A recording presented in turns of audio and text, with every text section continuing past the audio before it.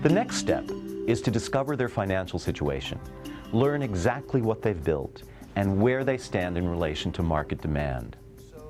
Ask the financial analyst to take you to their summary sheet. Look over his or her shoulder while you ask your questions. With this plan, you guys making money? Your company making money? Yeah, we have a rate of return to the developer of 16.5%. First, you need to know if the team has reached the 15% investor threshold. They have. You want the financial analyst and her teammates to understand that it's her job to keep driving the numbers to make the risk-reward ratio more attractive to potential investors. Well, let me ask you this. Your company's got to raise equity for this. A big amount of equity, right? Mm-hmm. So is it going to be easier for you to go make that pitch to equity investors if you're showing a higher rate of return? Yeah, probably. And that's because? Well, there's less risk involved if you have a high rate of return. That makes sense to me. We can argue whether the risk actually diminishes or the incentive to take the risk increases. But you can see what the facilitator is doing here. Well, what we From did your is perspective. we didn't, we wanted to think, as like humanitarians. So we set up our project looking what we thought was best for the people in the area, for the city, and then we found the numbers were positive. But let me ask you this. Somebody else has got the job of making it beautiful, right? Yeah. What's your job? To get the money.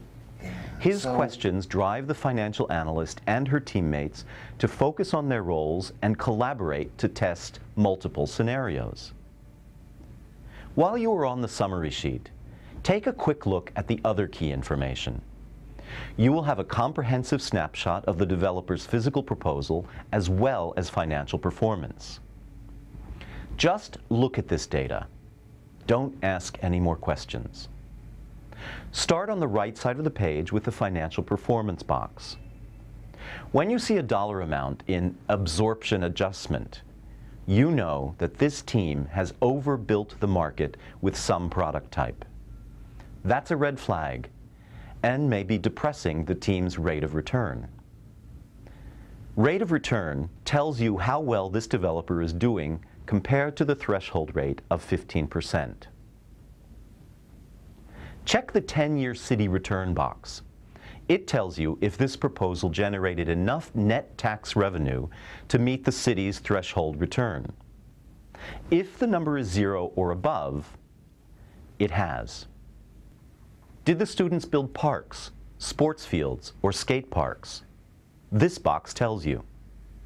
The left side of the summary sheet captures the total amount of each product type in the proposal. This section shows the exact number and type of affordable units in the scenario.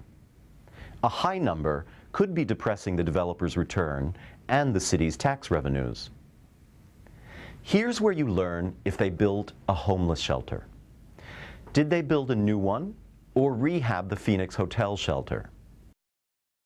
Look carefully at the office, retail, and community facility section. Did they build a Q-Mart? A grocery store? Even if you aren't experienced enough to recognize these structures on the physical plan, you'll know what to look for. You will see what buildings the students rehabbed and exactly how many square feet of each use the team allocated in each building. When you see a mix of uses in a building, you know you can ask questions about the specific nonprofits, retailers, and office tenants. It's more likely that you'll have time for these questions at a second facilitation, rather than a first. Ask the financial analyst to take you to the use allocation sheet.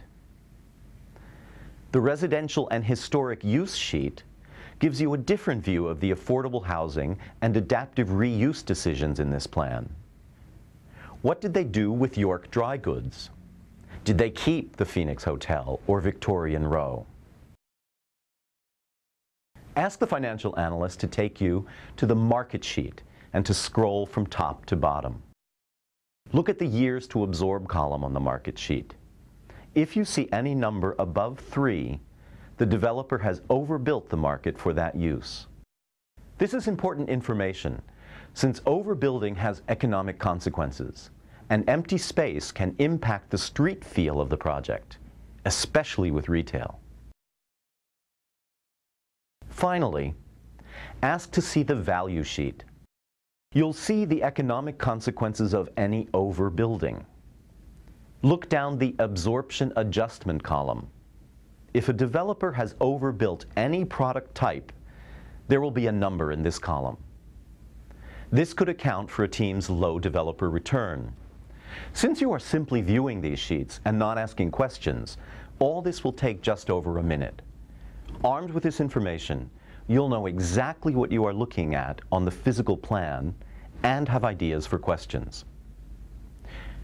What happens in a real classroom when you try a less formal process? Do you have a summary of your program from before? Or I don't know if you have a handout sheet or... What are you looking for exactly? Do you have any kind of summary sheet of what your development program is at this point? Or you have We do. If you want to take a look at it. Sure.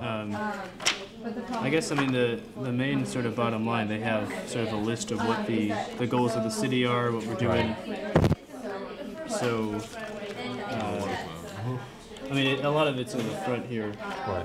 But there was... if you don't have it, it's fine. I was just wondering if you had done up a list for what you have on the board right now in terms of, how many square feet of the different uses you have. And, right. Well, we do have that, and most of that's entered into the program.